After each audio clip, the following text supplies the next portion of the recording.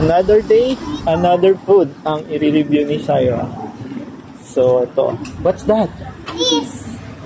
Ha? Oh, invite mo. Bayan. It's oh, it's spam.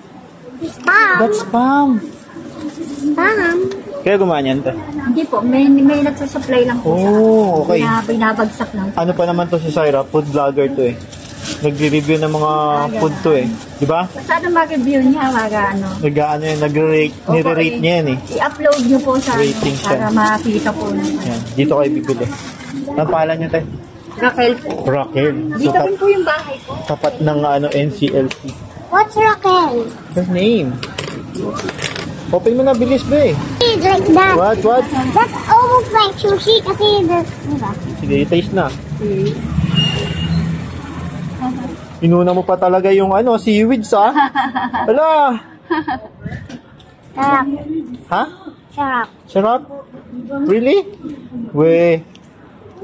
Sarap talaga? How you rate? Your score? 100 out of 100. 100 out of 100. Sarap talaga yun. Kapingi. Nam nam nam. Sarap nga. Sarap. Ano sabihin mo? Yan. Let's go na. Dito yan. Tapat na NCLC. Ito yung Ma'am Raquel. Anong po niya? Okay sa yung totoo. Ah! Yung Bakit? Meron ba hindi totoo niyan? mas masarap ito kaysa yung wala neto. Yung? Ay, What? this is masarap than the one that it's wala neto. What? This. Oo, kahit walang spam, masarap. This is the spam. Oh, tapos seaweeds, tapos rice. Oh, what? I know what I should call this. What? It's supposed to call ham. Spam? No, What? Okay. Wait. Okay. Ham sushi. Ham sushi. Okay. But that's musubi nga eh. Masubi. That's it na. So, you said it's still masarap. O, tignan mo, naubos na nga niya. Ayaw niya mamigay. Pinimigay niya ako, pero konti lang. Huwag ka daw ubusin. Diba?